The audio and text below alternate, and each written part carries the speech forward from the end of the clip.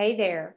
So I am coming on today because I had an epiphany over the weekend. I love the planner when it looks like this, right? All filled out, all ready to go. The front part like beautifully put together. I just love when it's all there and all I have to do in between every week is to go back and do the space between 7 days. But I had an epiphany this weekend, and so that's why I wanted to come on. Hey guys, I'm Pamela Shaw, and I'm looking at the next 90 days. And I believe that the next 90 days, of course, they're going to go into the month of February. That means it's going to take us into 2021. And a lot of people like to think in terms of clean starts and stops. So it would have been great if on October 1st, I had come on and talked about October, November, December, nail 2020. Of course, that makes sense. And I'm all about that. I'm all about supporting that. But what happened is that I was in the middle of doing some other things. And so I want to talk to you about the importance of the next 90 days. I got to last night and I was putting some things forward in my planner and realized that my last day was yesterday. So I went and I opened up another one and all fresh, clean pages, all clean pages. And the challenge is there's nothing in the front end. And so I have to go back through, take the time and go back through and redesign what I want these next 90 to look for. But that wasn't the awareness. I already know that I'm familiar with I need to do that. I'm familiar with that. And it's really the success behind the method of the 90-day planner. It's what sets it apart from everything, because the reality is that most of us are list makers for quick dopamine. We're dopamine grabbers. So we make a list, check it off, like, yeah, but we're not really making progress in our lives because we haven't decided what it is, what that one thing is that we really want to own this 90 days. And so I feel like I always do that. I've been working this method for years, and I've been working this method from this planner for 23 years. And so when I got to the end of this one, I was like, what do I have to show for it? And I went back and looked, and the very things that I had said that I wanted and that I was willing to work for, I did not go after every single day with the key behaviors, the most important thing, the one thing. I've got on every page, I've got a yellow sticky pad. I did the process, but I did it without intention. I didn't do the key behaviors. I didn't do the top 3 things, even though I wrote them in the notes. So I want to talk with you this morning because if I have had a lapse of judgment in the way that I use my own planner, I'll bet that you might have gotten discouraged in your own process. So there are 2 ways of approaching life. One is checking off days, making lists, setting appointments, and just checking them off. The other is to decide on the front end how you want them designed, what you want to accomplish. Most importantly, who you want to become. Because life is much more about becoming than it is doing. However, what we do shapes who we become. So it's a little bit of a catch-22. We don't want to become list makers, dopamine grabbers. We want to become, to evolve, to grow into the person that God designed us to become. So my 90 days from this planner has ended. And I want to point to the one thing that I didn't create. Okay. So I'm going to show you a couple pieces of the book because I believe that there are some keys to success and that I can take you to what those successes are. So you don't have to have the planner to use the method. You can use the method. So that's why I'm going to share the screen and show you a couple of things about the planner. The first one is this preview. Okay, let's take a look at that. This is the very beginning of the book. When you open up your planner, it's asking you to write in your name and to put your age, which I have not done in this one, but I did in that one. Add 5 years to your age.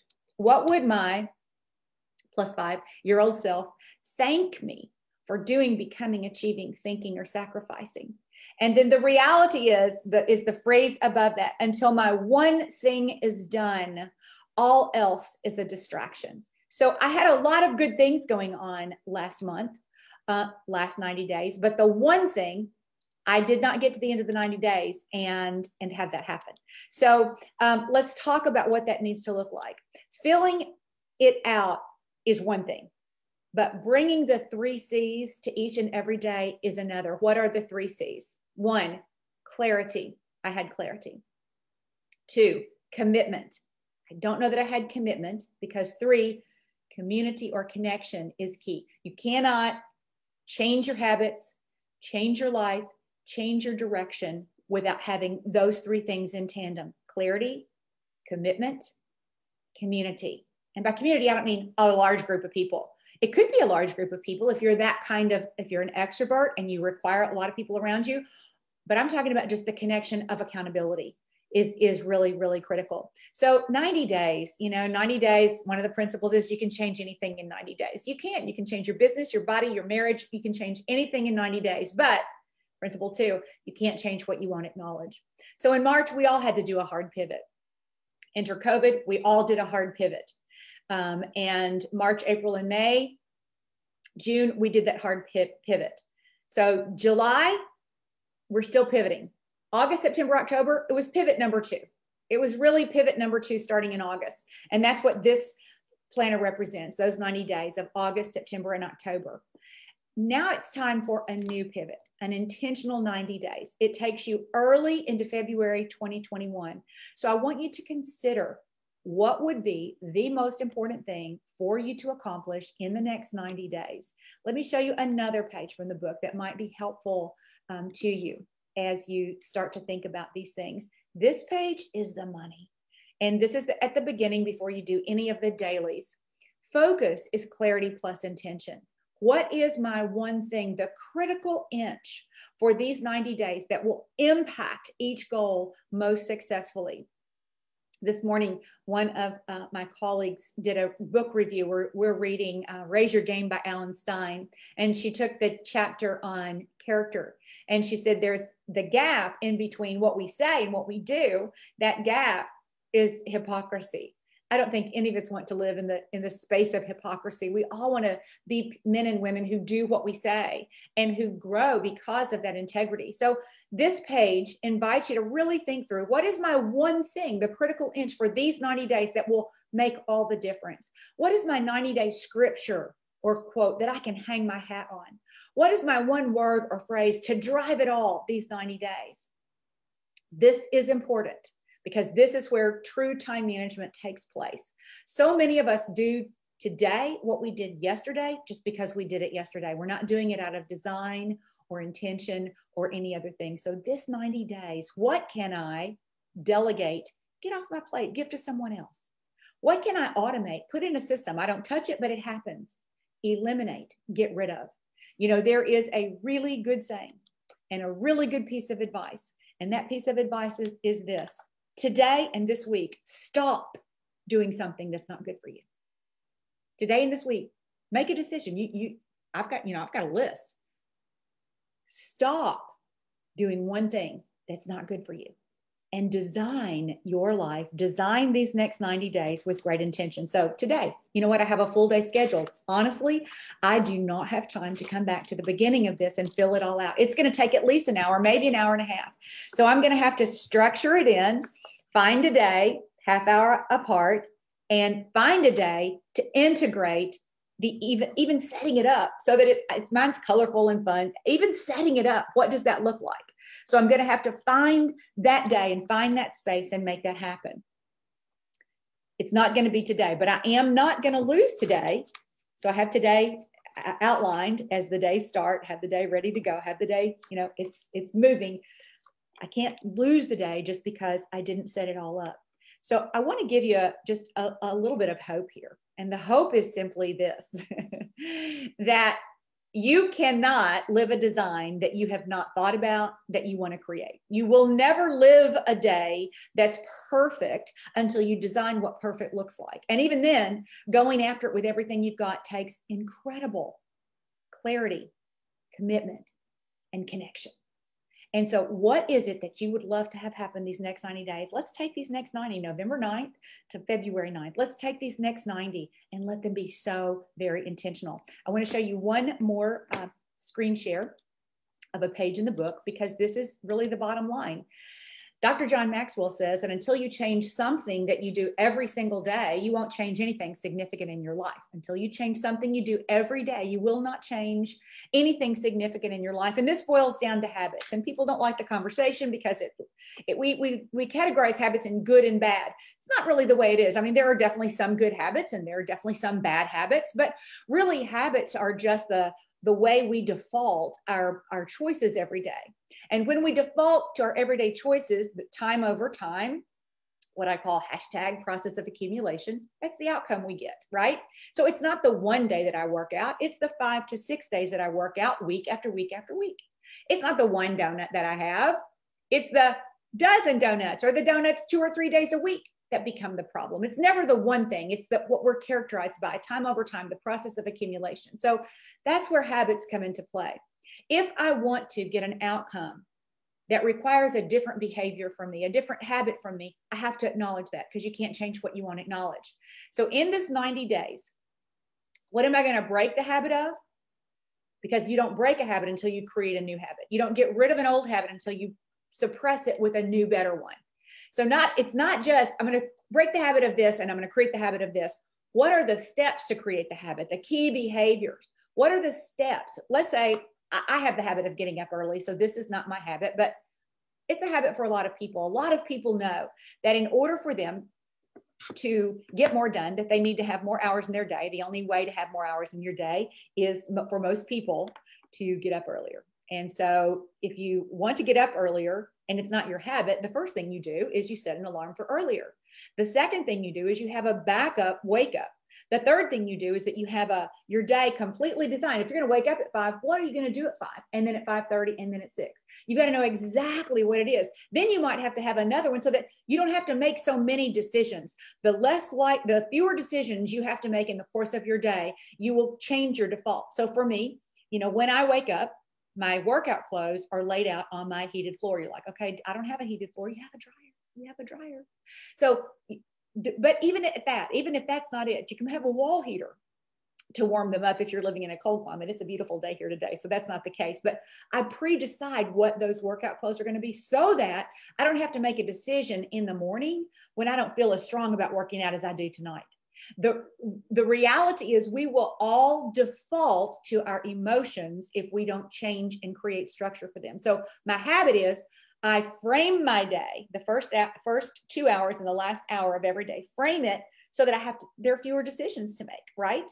And having that workout, every piece of that workout put together, socks, shoes, jog bra, everything right there. I don't have to make any decisions. So that's a habit I have that is going to serve me well as it relates to my workout. Now, one thing that I let go this last 90 days is good nutrition. No, most days I ate really healthy, but most days I ate too much. Most days I didn't track it, and most days I was eating more than I was burning off.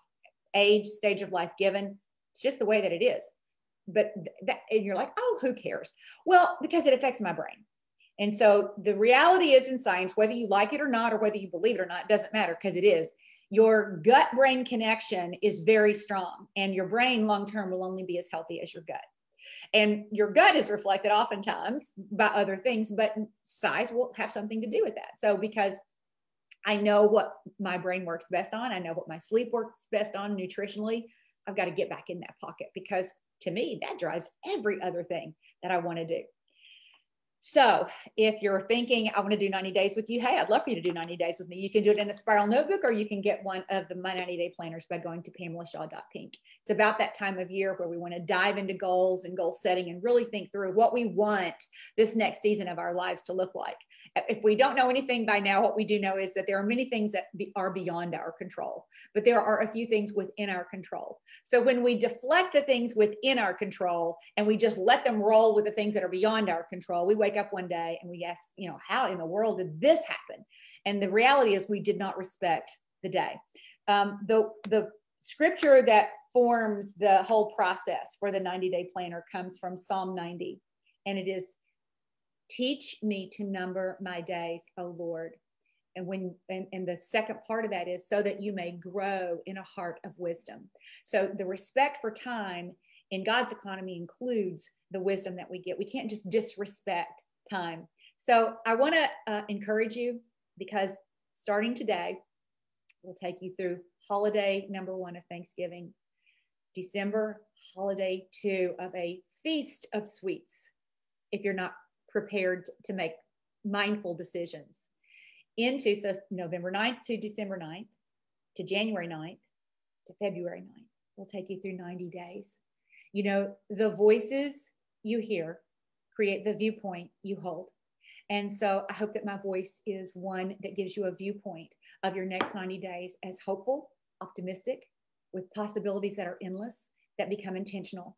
What is your one thing that would mean the most for you to close? When I close this book in 90 days, I don't want it to just look good. I don't want it to that. I filled it out. I'm a check mark winner. I'm a check mark kind of girl. No, I want to close the book on February 9th and say, I accomplished this in these 90 days. And I'd love to support you on that journey. I'm going to do some more free lessons. There are lots of free lessons on pamelashaw.pink, also on my YouTube channel, Pamela Shaw, showing you the method for how to set it up and just different snippets, how to frame your day. That's one of them. How to create affirmations. That's one of them. How to approach 90 days. That's one of them. Goal setting. There are a couple of good goal setting ones on there. So I hope that those serve you because they are all entirely free. And it's my passion. Why? Because I found that when you're accountable with the things that you struggle with, people think I'm really organized. They're like, oh yeah, you're so organized. I created this because I wasn't. My natural is like, where are my keys? That's my natural style. So my forced learning so that I can maximize life this side of eternity has to do with respecting the time and acknowledging it. The voices you hear become the viewpoint you attach to. So I will invite you to consider what you're consuming. And I'm not talking about just food or exercise. I'm talking about news, social media. If you haven't watched Social Dilemma as a Netflix documentary, I hope that you will. And to be intentional about what goes in, because what goes in gets stored and it comes back out in some other form. So I pray today that you grab your one thing, that you get your clarity, make a commitment, and find some connection or community for accountability to go this next journey of the 90 days. So God bless you. Godspeed. Have an amazing Monday.